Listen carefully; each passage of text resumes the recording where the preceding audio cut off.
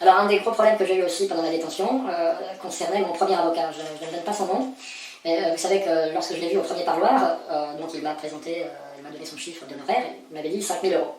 Donc j'ai dit 5 000 euros, d'accord. Je dis, bah, c'est une bonne idée, on peut faire un tableau sur internet. Donc au deuxième parloir, il m'informe que la somme a été réunie.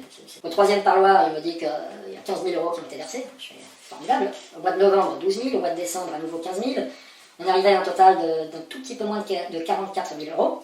Et je m'étais dit naïvement que cette somme-là me permettrait de payer amende et indemnité. Jusqu'au moment où j'ai compris qu'il était strictement interdit de payer des amendes et des indemnités avec un appel au don. En revanche, on peut payer les honoraires d'un avocat.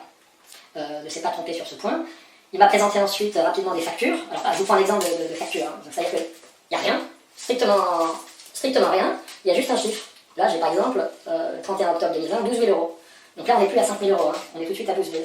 Donc 12 000, 50 euros, 795,03 €, 12 780. Mais donc ça correspond strictement à rien. Hein. C'est provision numéro 675, 12 782 €, 5 000 euros qui étaient prévus dès le départ. 10,40 €. Enfin, là, jusqu'au ticket de métro, jusqu'au ticket de TER ou de RER. Enfin bref. En fait, la totalité des dons, ces honoraires correspondent en fait très exactement à la totalité des dons. Donc 44 000 euros d'honoraires, c'est-à-dire qu'il a tout pris pour lui. Lors des parloirs, impérativement me donner la liste des donateurs, avec leurs adresses, que je puisse les remercier. Il m'a donné une liste des donateurs, je ne vais pas vous la montrer, sur PayPal, où n'apparaissent pas les adresses. Il m'a donné une liste, il m'a donné des photocopies des chèques qui ont été donnés. Tous les chèques n'apparaissent pas. Je le sais par les gens, certaines personnes qui m'ont dit avoir envoyé les chèques, fait des virements ou fait des versements sur PayPal. Moi, j'en ai que la moitié dans la liste qu'il m'a donnée. C'est-à-dire qu'on n'est pas à 44 000 euros à la fin du mois de décembre, on est probablement à beaucoup plus que ça, sachant qu'il y a des gens qui ont continué à donner au mois de janvier, en février, en mars, en avril.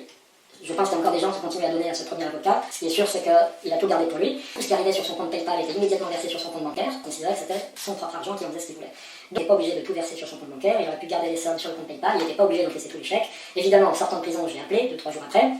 Je me suis suffisamment énervé contre lui quand j'étais en cellule. Hein. Donc écoutez, moi je vais porter plainte contre lui. Enfin, je pense que vous serez d'accord. Je vais aussi envoyer une lettre au bâtonnier de l'ordre des avocats de son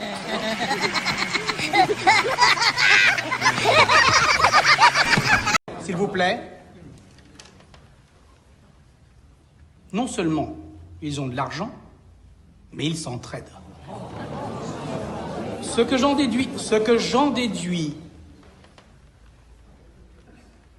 et que je propose est très simple.